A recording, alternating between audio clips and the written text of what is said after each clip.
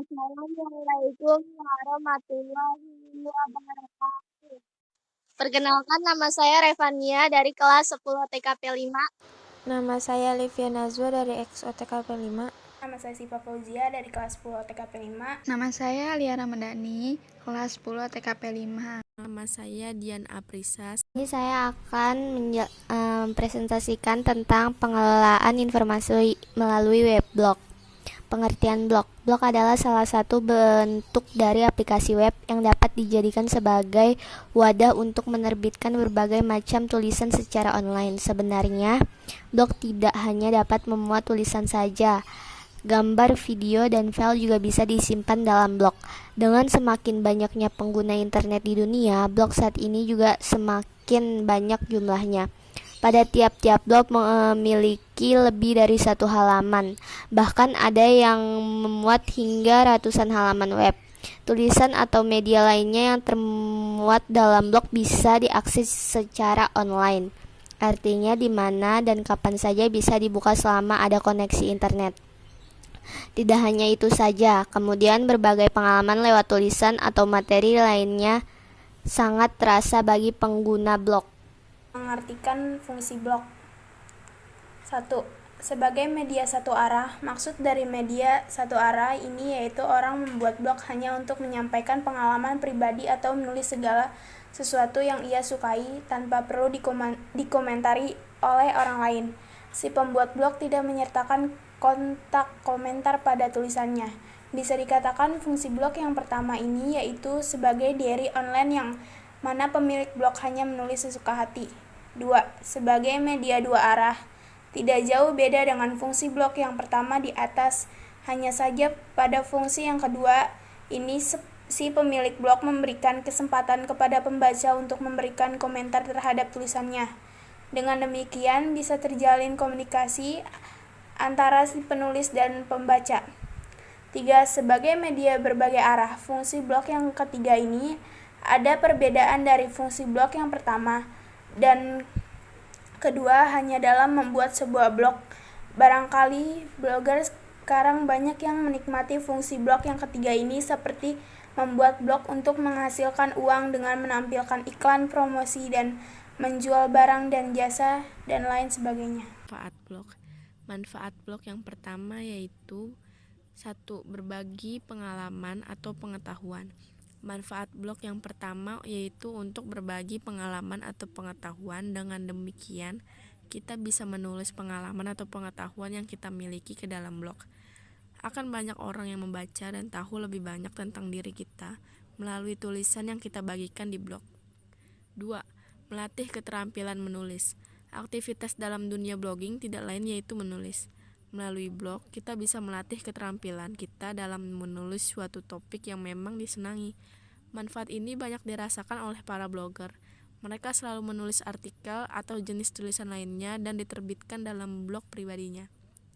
Bertambah hari, bertambah bulan, dan bertambah tahun, keterampilan menulisnya semakin membaik, hingga akhirnya disebut sebagai blogger yang sukses. 3. Mencari uang secara online. Manfaat blog yang ketiga yaitu sebagai wadah untuk mencari uang secara online. Sering kita mendengar istilah bisnis online, di mana orang yang menggeluti bisnis online tidak lain ia mendapat penghasilan dengan bekerja melalui internet. Sebagai contoh, blog yang sudah memiliki pengunjung banyak akan banyak pula pendapatan dari iklan yang ditayangkan. Kebanyakan blogger bekerja sama dengan layanan periklanan seperti Google AdSense untuk memonetisasi blognya. 4. Membangun relasi atau jaringan dan kepercayaan. Blog juga bermanfaat untuk menjalani hubungan atau jaringan dengan para pelanggan atau pembaca setia. Dengan memberikan tulisan-tulisan yang berkualitas, melalui blog secara tidak langsung kita akan semakin dipercaya oleh pelanggan atau pembaca setia. Tidak hanya itu saja, besar kemungkinan akan banyak pelanggan baru atas rekomendasi dari teman-temannya yang sudah tahu tentang kita. 5. Mempromosikan dan menjual produk. Promosi yang gratis yang bisa dilakukan yaitu dengan menulis produk di blog. Melalui blog akan banyak orang tahu tentang produk yang kita tulis di blog. Dengan demikian, kita bisa menjual produk secara online. Inilah sebagian bentuk dari bisnis online. Tentang tujuan blog. Blog memiliki 8 tujuan. Yang pertama, menyampaikan informasi yang bermanfaat untuk diri sendiri maupun bagi orang lain. Yang kedua, memberikan keuntungan bagi diri sendiri maupun orang lain. Yang ketiga, menyalurkan hobi dan mengisi waktu luang dengan kegiatan yang positif. Yang keempat, berkarya atau aktualisasi diri. Yang kelima, saling bertukar pengetahuan dengan pembaca, blogger penulis, pengunjung, memberikan tanggapan atau komentar. Yang keenam, berbagi pengalaman. Yang ketujuh, berbagi software berguna seperti foto, film, atau video, dokumen, dan lain-lain.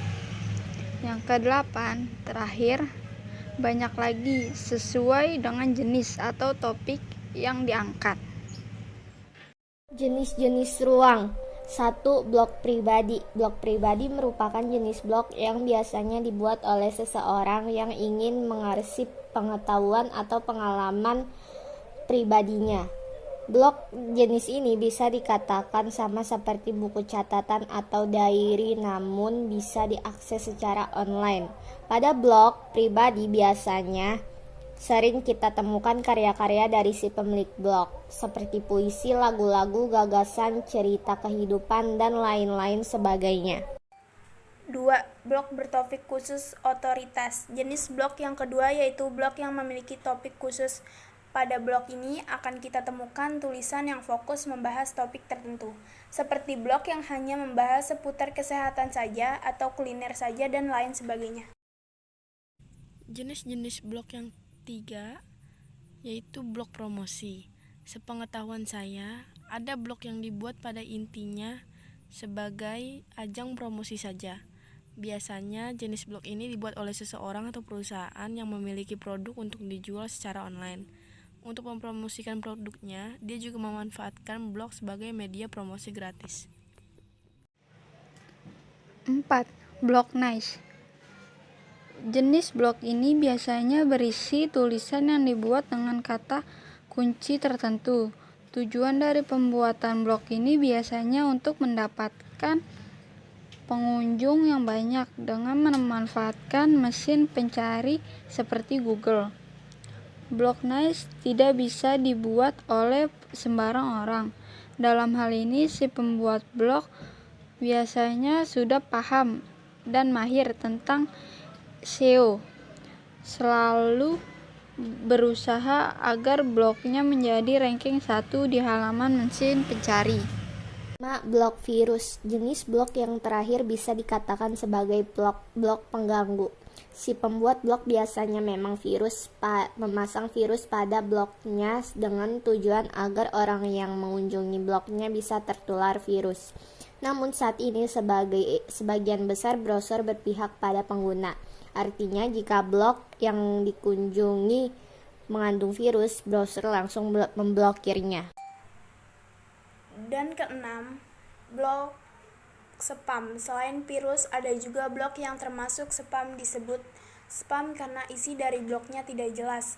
Pengunjung hanya dibuat berputar-putar tanpa menemukan apa yang mereka cari.